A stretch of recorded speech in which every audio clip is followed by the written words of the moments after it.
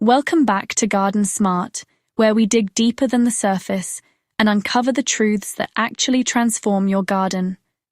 Today's topic might challenge everything you thought you knew about building healthy soil. Most gardeners are told to add carbon and call it a day, but what if the type of carbon you're using is quietly working against you instead of for you? This isn't just another gardening tip. It's the kind of knowledge that separates struggling gardens from thriving, self-sustaining ecosystems. If you've ever dealt with slow plant growth, yellowing leaves, or soil that just doesn't seem to improve no matter what you add, you'll want to stay with me. Because today, we're breaking down the real difference between cardboard and biochar, and why one of them could be holding your garden back.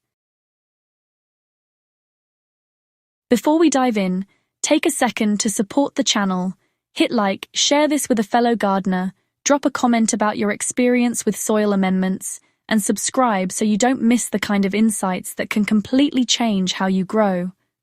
Now let's get into it. Carbon is not just another ingredient in your soil, it is the structural and biological backbone of everything happening underground. Healthy soil depends on carbon to fuel microbial life, retain nutrients, and build long-term fertility. But here's where many gardeners go wrong. They treat all carbon as equal. In reality, carbon exists on a spectrum from short-lived, rapidly decomposing material to stable, long-term structures that can last for centuries. This difference determines whether your soil improves temporarily or transforms permanently, and that brings us straight to the comparison that matters: cardboard versus biochar.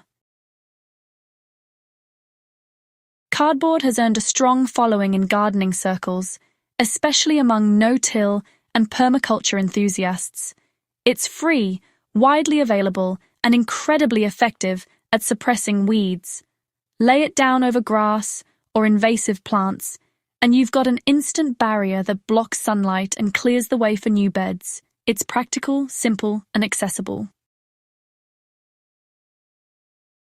But once you move beyond weed control, cardboard starts to show its limitations. Its biggest drawback lies in how it breaks down. Cardboard is extremely carbon-rich, but lacks nitrogen, and when soil microbes begin decomposing it, they pull nitrogen from the surrounding soil to do the job. This process, known as nitrogen immobilization, can leave your plants struggling. You might notice slow growth, pale leaves, or reduced yields, especially in the early stages after application. There's also the issue of airflow and water movement. Large sheets can create a barrier that slows down water infiltration and reduces oxygen exchange in the soil. In some cases, this can lead to compacted or even anaerobic conditions beneath the surface, which is the exact opposite of what healthy soil needs. And while cardboard does eventually break down, it's not always as quick as expected. In drier climates or cooler seasons, it can linger far longer than intended, delaying the development of a fully active soil ecosystem. And biochar operates on a completely different level.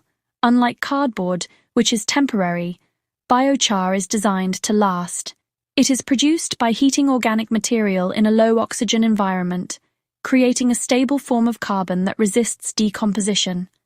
Instead of being consumed by microbes, it becomes a long-term foundation for them. What makes biochar so effective is its structure. It is filled with microscopic pores that create an enormous surface area. These tiny spaces act as habitats for beneficial microbes and holding zones for nutrients and water. When properly prepared, biochar doesn't compete with plants for nitrogen. Instead, it stores nutrients and releases them slowly over time, making your soil more efficient and resilient.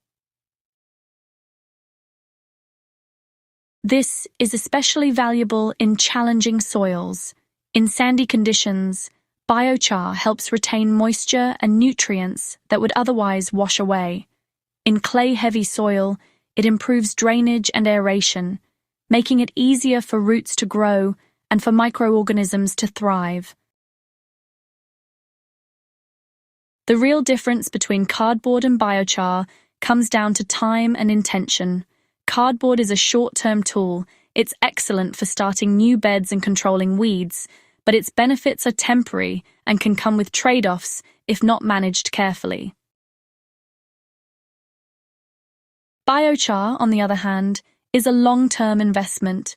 Once added to your soil, it continues working year after year, improving structure, supporting microbial life, and enhancing nutrient retention. It doesn't need to be reapplied constantly, and its effects compound over time. That doesn't mean cardboard has no place in your garden. When used strategically, it can be incredibly useful. The key is to treat it as a starting layer, not a complete solution.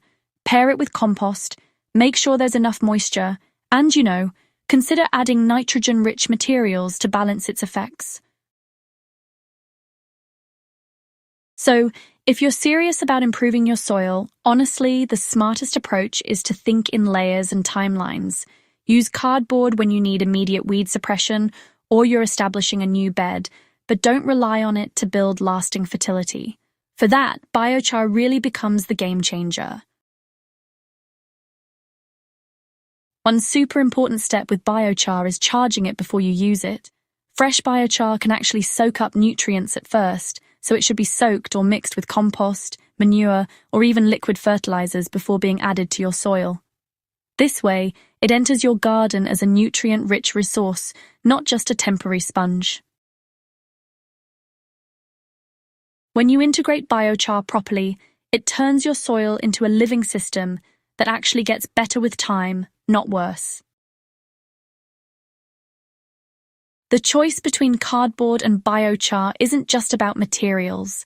It's really about how you think about your garden. Are you solving problems just for this season, or are you building a system that's going to thrive for years to come? Understanding this difference can totally change your results. If you found this guide valuable, make sure you subscribe to Garden Smart. Share this with someone who's serious about improving their soil, and let me know in the comments what you've been using in your garden.